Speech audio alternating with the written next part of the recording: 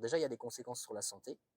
Quand on s'enivre de vin, quand on participe à ce genre de dérèglement, hein, d'excès, hein, eh bien, il y a des conséquences sur la santé, sur le foie, sur plein de choses. Hein. Puis ça peut sûrement amener des cancers, des choses comme ça. Mais au-delà de ça, il y a des conséquences spirituelles. Hein. Le péché, c'est pas anodin. La débauche, c'est pas anodin. C'est pas simplement, voilà, la fiesta et puis le lendemain, c'est oublié. Non, mais Dieu fonctionne pas comme ça. Dieu ne passe pas l'éponge comme ça sans qu'il se passe rien. Il faut qu'il y ait une vraie repentance et une vraie foi en Jésus-Christ. Alors, quelle est la fin de tout cela? Quelle est la fin d'une vie de plaisir et de débauche, spirituellement? Eh bien, c'est l'enfer. Ce sera l'enfer. Ce sera un lieu de torture éternelle où il y aura des pleurs et des grincements de dents. Il n'y aura pas de plaisir en enfer. Il n'y aura pas de fiesta, de filles toutes nues qui se baladent, de bel homme qui cherchent ton plaisir. En enfer, ce sera des tortures sans fin. La conséquence d'une vie de débauche, hein, d'une totale vie de débauche, sans repentance et sans foi en Jésus-Christ, sans détournement du mal, ce sera l'enfer. Alors il y a plein d'autres péchés, hein, la haine, le mensonge, l'hypocrisie, etc. Et la débauche, ça fait partie des péchés. Dieu n'est pas un pigeon, en fait. Tu ne peux pas faire une vie où tu vas enfreindre les lois de Dieu en pratiquant tout un tas d'actes sexuels et puis d'autres types de débauches. Tu ne peux pas faire ça toute ta vie et aller au paradis, là où il n'y aura plus jamais aucune souffrance. La vie éternelle, c'est pas possible. Non, ce sera la mort éternelle. Ce sera une éternité de torture. Et la débauche, en fait, c'est addictif. Donc ça fait partie des chaînes du péché. Ça te tient, en fait. Ça te tient enchaîné au mal. Jésus-Christ appelle les gens. Il appelle les gens à arrêter toutes ces débauches et aussi tout type de péché. Et il les appelle à venir à lui parce qu'il les aime. Il veut les délivrer de tout cela, de cette vie de débauche, en fait. C'est aussi de la débauche spirituelle que de courir après quelqu'un d'autre ou quelque chose d'autre que Dieu. C'est de la débauche et de l'idolâtrie. Et donc, ça ne peut pas conduire au paradis. C'est clair et net.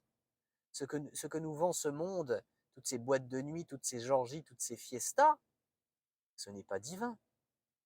Ça ne conduit pas au paradis. C'est mauvais. Jésus-Christ veut t'en libérer. Jésus-Christ porte un titre particulier. C'est l'agneau de Dieu qui ôte le péché du monde. La Bible dit, car Dieu a tant aimé le monde qu'il a donné son Fils unique, afin que quiconque croit en lui ne périsse pas, mais qu'il ait la vie éternelle. La voie de la débauche, hein, la large voie de la débauche et de tout type de péché d'ailleurs, mène à l'enfer. Mais Jésus-Christ mène au paradis.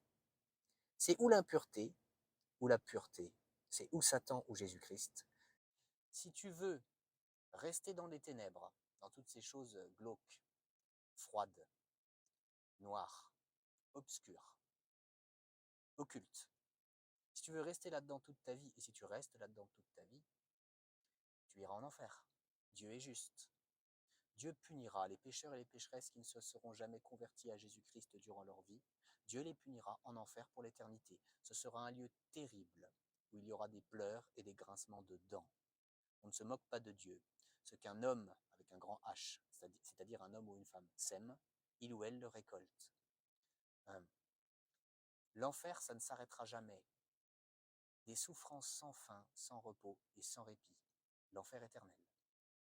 Il y a cette voie-là, ou alors il y a la voie de la lumière. Il y a la voie de la lumière de la vie, c'est-à-dire Jésus-Christ. Jésus-Christ est le chemin qui mène au Père. Il est le chemin, la vérité et la vie. La Bible dit, car Dieu a tant aimé le monde, qu'il a donné son Fils unique, afin que quiconque croit en lui ne périsse pas, mais qu'il ait la vie éternelle. Dieu t'aime. L'amour, c'est lumineux. Dieu est amour. Dieu est lumière. Dieu t'aime. Et parce qu'il t'aime, il s'est incarné. Il a envoyé son Fils unique. Il s'est incarné en un être humain. Il est devenu un être humain. Et il est venu mourir sur une croix dans l'objectif de te sauver de l'enfer. Il est venu payer la facture. La facture, tu comprends si je te dis la facture du péché? Il est venu payer la justice de Dieu. à la place de ceux et de celles qui se convertiraient à Jésus-Christ durant leur vie. Il est venu payer leur note éternelle, il est venu payer l'enfer éternel, il est venu mourir sur une croix pour leurs péchés. Et Dieu l'a ressuscité au troisième jour. Le seul chemin pour être sauvé, c'est Jésus-Christ. En dehors de ce chemin-là, il n'y a que les ténèbres. Il n'y a que la colère de Dieu. Il n'y a que le péché, le mal, le diable. C'est ou les ténèbres ou la lumière. C'est ou Satan ou Jésus-Christ. Comment venir à Jésus-Christ? Comment vivre pour la gloire de Dieu dès maintenant, chaque jour qui passe, et que ça se prolonge dans l'éternité au paradis, là où il n'y aura plus jamais aucune souffrance, la vie éternelle pour la gloire de Dieu. Comment être sûr d'être sauvé pour vivre pour la gloire de Dieu? Eh bien, il faut croire et se repentir. Qu'est-ce qu'il faut croire? Et ça veut dire quoi se repentir? Il faut que tu crois que Jésus-Christ est Dieu, et EST. Il faut que tu crois aussi que Jésus-Christ est le seul Fils de Dieu.